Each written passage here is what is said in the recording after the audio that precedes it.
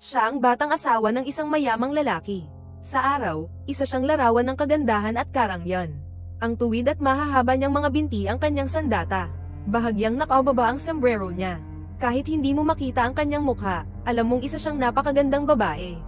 Ngunit sa gabi, ang mansyon ay laging ng iyak ng mga babaeng tila dumaranas ng matinding sakit. Ito ba ang kapalit ng kagandahan sa araw? Siyempre hindi, may mas malalim na misteryo kaysa sa kaya mong isipin. Ang pangalan ng binata ay Dante. Bakasyon niya iyon bago siya pumasok sa kolehiyo. Isinama siya ng kanyang mga magulang sa bayan ng kanilang pinanggalingan para magbakasyon. Yate at mga babaeng nakabakini sa tabing dagat, mga bagay na siguradong kinagigiliwan ng mga kabataan. Hindi naiiba si Dante. Sa ilalim ng gabay ng kanyang lolo, mahilig talaga si Dante sa mga yate. Kaya niyang buwagin ang makina ng isang yate kahit nakapikit. Para masulit ang bakasyon, nagpa siya sina Dante at ang kaibigan niyang si Carson na magtrabaho sa isang tavern. Ang layunin, syempre, ay makaakit ng mga magagandang babae. Trabaho nila ang lapitan ng mga babaeng dumadaan. Malaki ang tsansa na isa sa bawat 10 ay pumayag. Excited si Dante sa ganitong klase ng buhay. At sabik na rin siyang makilala ang babaeng para sa kanya. Pero isang araw, may narinig siyang usapan sa ibaba ng bahay. Dahil sa pag-uusisa, binuksan ni Dante ang bintana. Isang sulyap lang ang kailangan. Ito na ang bagong kapitbahay nila, si Rich Reyes at ang batang asawa nitong si Sarah. Ipinapakita pa lang ng ahente ang bahay sa mag-asawa. Maganda ang lugar, pero masyadong mahal. Pero para sa isang tycoon, walang halaga ang presyo. Agad niyang gustong bilhin ang villa. Naghahanap din si Dante kay Sarah mula sa mga bintana ng villa. Hindi niya matanggal ang tingin sa babaeng may napakagandang katawan. Napansin din ni Sarah ang presensya ni Dante. At sa pagkakatingin niya, kinabahan si Dante. Dito nagsimula ang kanilang kwento. Tinawag siya ng ina mula sa ibaba para tumulong maglinis ng kalat. At sa pagkakataong iyon, muling nagtagpo ang landas nila ni Sarah.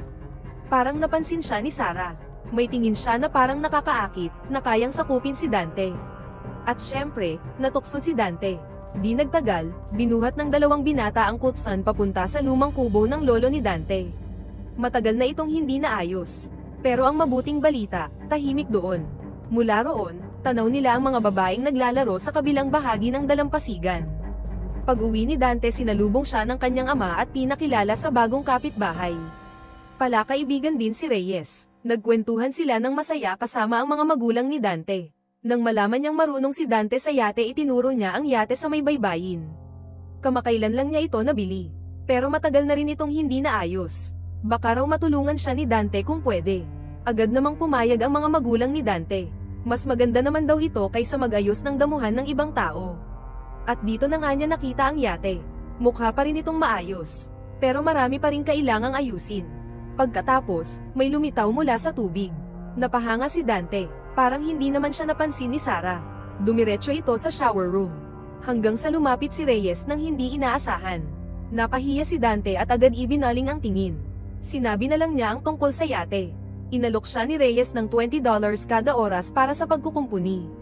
Tuwa si Dante. Kinagabihan nakahiga siya sa kama nang makarinig siya ng sigaw mula sa labas ng kanyang bintana.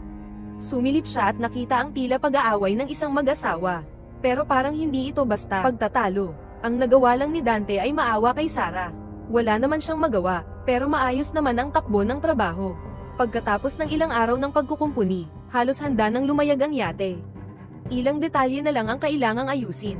Bukod pa rito, tuwing may naririnig siyang kaluskos mula sa gate sa tapat ng bahay sumisilip si Dante sa bintana.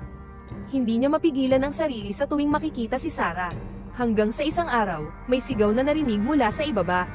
Napagtanto ni Dante na may nangyayari at agad siyang bumaba. Sigaw iyon ng kanyang magandang kapitbahay. Nakatitig si Sarah sa kotse na para bang may nakakatakot na bagay doon. Pero sa totoo lang isang maliit na gagamba lang pala iyon, mas maliit pa sa kuko. Agad na tinaboy ni Dante ang gagamba. Napangiti si Sarah sa binatang tumulong sa kanya. Sumakay si Dante sa kotse para tignan ito. Biglang sumunod si Sarah, at sa hindi inaasahang pagkakataon dumulas ang damit nito mula sa balikat. Aksidenteng nahawakan ni Dante ang kamay ni Sarah. Ito ang eksena. Ilang oras ding nagyabang si Dante kay Carson sa tavern tungkol dito. Pag-uwi niya ng gabi 10:00 na. Laking gulat niya nang makita niya uli sa harap ng bahay ang kanyang magandang kapitbahay. Sinabi ni Sarah na nakalimutan niyang i-lock ang pinto, pero ayaw na niyang istorbohin ang mga magulang ni Dante. Kaya hinintay na lang niya si Dante at humingi ng tulong. At syempre, hindi pa lalampasin ni Dante ang pagkakataong ito para magpasikat. At doon na nga biglang bumuhos ang ulan. Kinailangan ni Sarah na pakiusapan si Dante na basagin ang bintana gamit ang bato. Pagkatapos ay binuksan ni Dante ang harapang pinto ng bahay. Nang may sindi ang mga ilaw, lumitaw ang basang-basang puting bestida ni Sarah na halos kita na ang lahat. Wala siyang suot na panloob na tapal-odo. Pero parang wala lang ito kay Sarah habang kinukwento niyang hindi uuwi ang asawa niya ngayong gabi.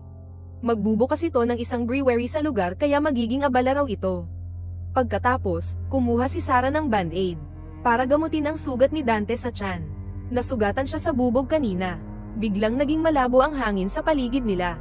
Si Dante, na nahulog na ang loob kay Sarah, hindi na nakapagpigil at hinalikan siya. Akala niya magagalit si Sarah, pero hindi ito nangyari. Sa halip, hiling ni Sarah na halikan pa siya ulit. At doon na nga nagpalakpakan ang dalawa sa kusina. Kinabukasan nagising silang magkatabi sa kama. Mahigpit ang pagkakayakap ni Sarah kay Dante, parang isang bulaklak na humihingi ng pag-aaruga. Isa iyong napakagandang karanasan. Napansin pa ito ni Carson. Hindi lang basta hinala, dahil aksidenteng natawagan ni Dante si Carson kagabi. Narinig ni Carson ang mga tunog ng palakpakan. At pinatugtog pa agad ang recording. Pero nangakong mananahimik si Dante para kay Sarah. Hindi niya sinabi kahit na ano kay Carson. Sa mga sumunod na araw, nasa bahay si Reyes. Gustong makita ni Dante si Sarah, pero hanggang sulyapan lang sila mula sa balkonahe. Ang maliit na bandila na iwawagayway ni Sarah tuwing gabi ang kanyang sagot. Lalong hindi matiis ni Dante ang sitwasyon, isang binatang nasa rurok ng pagnanabik. Hanggang sa isang araw, makalipas ang isang linggo, pumasok si Sarah sa yate nakasuot ng puting medyas pang tennis. Ang sabi niya ay check lang niya ang asawa. Pero pagkapasok sa kabina, pinasara agad ni Sarah ang pinto kay Dante. May palakpakan na tagpo na naman. At simula noon, lalo pang naging matapang ang dalawa. Kapag nasa bahay si Reyes, nagkikita sila sa grocery. Sa likod ng tindahan nila ginagawa ang palakpakan. Doon napansin ni Dante ang tato sa bukong-bukong ni Sarah. Kwento ni Sarah, nakuha raw niya ito noong una siyang umibig. Kapag pinagdugtong ang tato nila, nabubuo ang hugis ng puso. Kumuha si Dante ng ballpen at iginuhit ang nawawalang kalahati ng puso sa kanya. Habang nasa ganitong tagpo, may nakakita sa kanila, ang hardinero. Kaya kinabahan si Dante nang muling makita si Reyes. Pero sa kabutihang palad, walang sinabi ang hardinero. Wala pa ring alam si Reyes. Abala lang ito sa pagsubok ng yate na inayos ni Dante. Pagbalik nito ng gabi, nakatanggap si Dante ng tawag mula kay Sarah. Umiiyak ito, sinaktan na naman siya ni Reyes. Gusto na raw nitong makipaghiwalay. Di nagtagal, nakita ni Dante si Sarah sa harap ng ospital. Namumugto ang mga mata at may pasa ang mukha. Gustong dalhin ni Dante si Sarah sa pulis, pero tumanggi siya. Dahil sobrang makapangyarihan daw ang pamilya ni Reyes. Kapag isinumbong nila, baka mapahamak silang lahat. Pati pamilya ni Dante hindi ligtas. Kaya dinala na lang siya pabalik ng tahimik. Mabilis namang nakabawi si Sarah. Marahil, sanay na siya sa pananakit. At lalong nahabag si Dante sa kanya. Magaling din si Sarah, marami siyang paraang ginagamit para muling mapalapit ang puso ni Dante. Isang araw, pag-uwi ni Dante mula sa pamimili kasama ang kanyang ama, nadatnan niyang nakatago si Sarah sa silid nila. Takot na takot ito, at sinabing emergency raw. Gusto niyang puntahan siya ni Dante sa villa agad-agad. Pumayag si Dante at pinadaan si Sarah sa bintana. Ngunit pagpasok ni Dante sa villa kinagabihan, bumungad sa kanya ang labi ni Reyes sa sala. Nataranta si Sarah at agad na nagpaliwanag. Bigla raw siyang pinagtangka ang palakpakan ni Reyes. Kaya sa gulat, nasaktan niya ito gamit ang fire extinguisher. Tinangka ni Dante na tumawag ng ambulansya. Pero pinigilan siya ni Sarah. Dahil kapag ginawa nila iyon, makukulong siya. At tiyak, ililigpit siya ng pamilya ng asawa niya. Maging si Dante ay nataranta rin. Pero hindi niya kayang hayaang mapahamak ang babaeng mahal niya. Kaya't napilitan siyang gumawa ng paraan. Isang plano ang nabuo sa kanyang isipan. Sa ngayon, kailangang manatiling tahimik ang lahat. Walang dapat makaalam sa nangyari. 2:00 na ng madaling araw nang umalis si Dante mula sa trabaho. Pag-uwi niya, nadatnan niyang kasama ni Sarah ang mga magulang niya. Matapos ang mabilis na pagbati, umakyat na si Dante para magpahinga. Nagkita sila ni Sarah muli sa villa ng gabing iyon. At sabay nilang nilinis ang lahat ng ebidensya sa loob ng silid. At inayos nila ang kanilang mga salaysay. Dumating si Dante sa daungan na suot ang mga damit ni Reyes. Ngunit gumawa siya ng sapat na ingay para mapansin siya ng gwardya. Tinawag ng mga gwardya ang pangalan ni Reyes at sinabihang mag-check-in muna bago umalis. Nataranta si Dante, pero nagawa pa rin niyang sundan ang kilos ni Reyes, sinindihan niya ang sigarilyo nito. Sa puntong iyon, mukhang naniwala na ang mga gwardya. Nang makalayo na ang yate, ginamit ni Dante ang poste ng layag para hampasin si Reyes. At gamit ang sindang sigarilyo sinindihan niya ang gasolina. Pagsapit ng mga pulis pandagat sa lugar kung saan nakita ang yate, hindi na makikilala ang katawan ni Reyes bilang tao. Nakilala na lang siya base sa mga gamit na natagpuan sa bangka.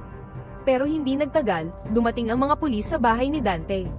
Para ipaalam kay Sarah at malaman kung ano ang nangyari kagabi. Ang kwento ni Sarah ay walang sabit. Umuwi raw si Reyes kagabi at nagkaroon sila ng matinding pagtatalo. Pagkatapos nito, umalis daw ito ng bahay. Walang indikasyong sangkot si Sarah sa krimen.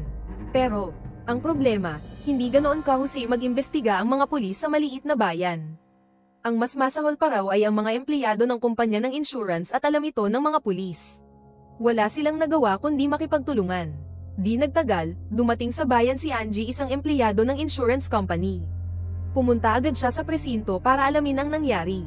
Layunin ni Angie na hadlangan si Sarah na makuha ang 10 milyong dolyar sa insurance. Kailangan niyang makakalap ng ebidensyang magpapatunay na wala na si Reyes. Agad sinelyuhan ng mga pulis ang villa para sa investigation. Tinawag din nila si Sarah para sa paulit-ulit na interogasyon. May abogado si Sarah at pwede sana siyang manahimik, pero paulit-ulit niyang ikinwento ang buong pangyayari. Gusto lang daw niyang maresolba agad ang kaso at malaman kung ano talaga ang sanhi ng pagkawala ng kanyang asawa. Lumabas agad ang report, at doon nakita ang kabalintunaan. Lasing si Reyes ng gabing iyon. Pero nawala siya sa panloob na pasa sa utak bago pa man siya masunog. At hindi tumutugma ang oras ng kamatayan sa nakikita. Base sa mga bantay, nakita pa raw nilang si Reyes ang nagpalaot ng yate. Ibig sabihin, wala na siya bago pa ito mangyari. May natuklasan din si Angie sa villa, basag ang bintana sa basement. At may bakas pa ng dugo sa bubog.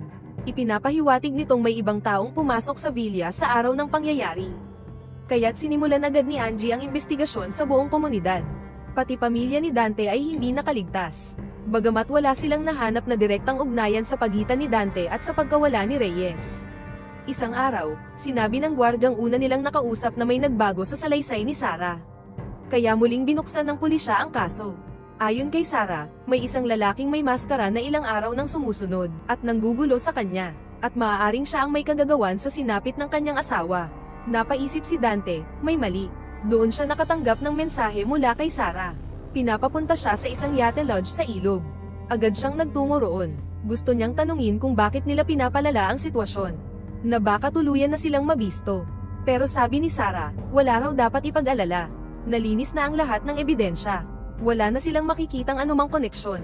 At magtatago muna siya sa takot na gumanti ang pamilya ni Reyes. Sa panahong iyon, kailangan daw nilang putulin ang komunikasyon. Pwede raw sirain ni Dante ang cellphone na ibinigay sa kanya ni Sarah. Pero hindi pumayag si Dante. Nag-aalala siyang baka hindi na siya makontak ni Sarah. Kaya itinago niya ang telepono sa ilalim ng sahig ng kabina. Natuwa si Sarah at naantig. Pinangarap nilang magsama muli kapag tapos na ang lahat. Pero pag-uwi ni Dante dumating si Angie kasama ang mga pulis. Dahil ilang oras lang ang nakalipas nang magpunta si Sarah sa ospital para sa test. Kaya ngayon, iniimbestigahan nila ang buong paligid.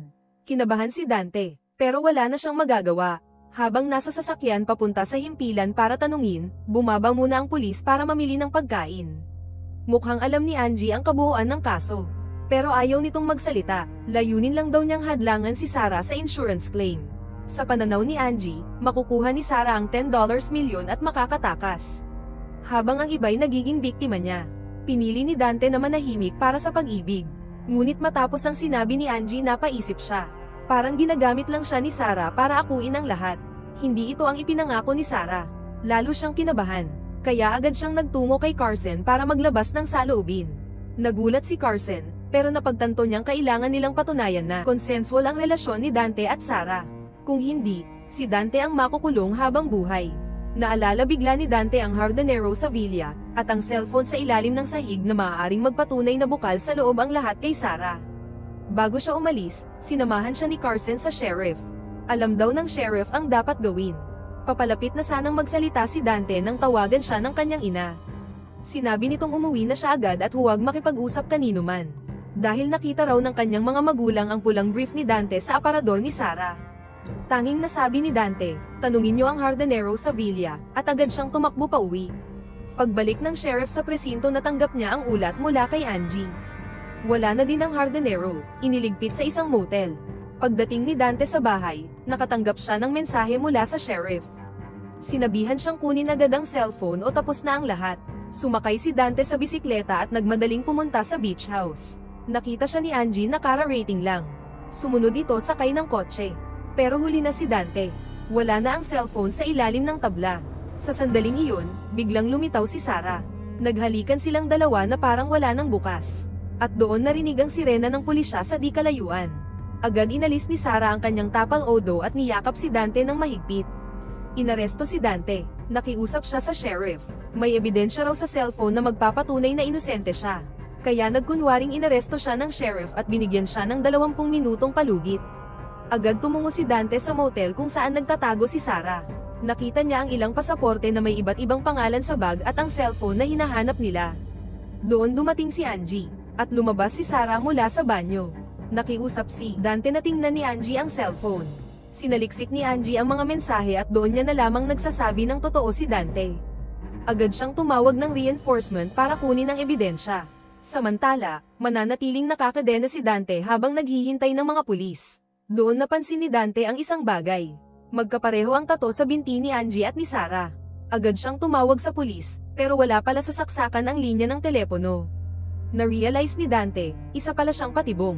At dumating na ang kotse sa pagdaan nito sa pintuan, iniwan ni Sarah ang kanyang cellphone sa armrest. Hindi siya nagsalita, tumitig lang siya kay Dante na may kahulugang hindi na kailangan ng paliwanag. At dito nagtatapos ang pelikula. Maraming salamat sa panonood.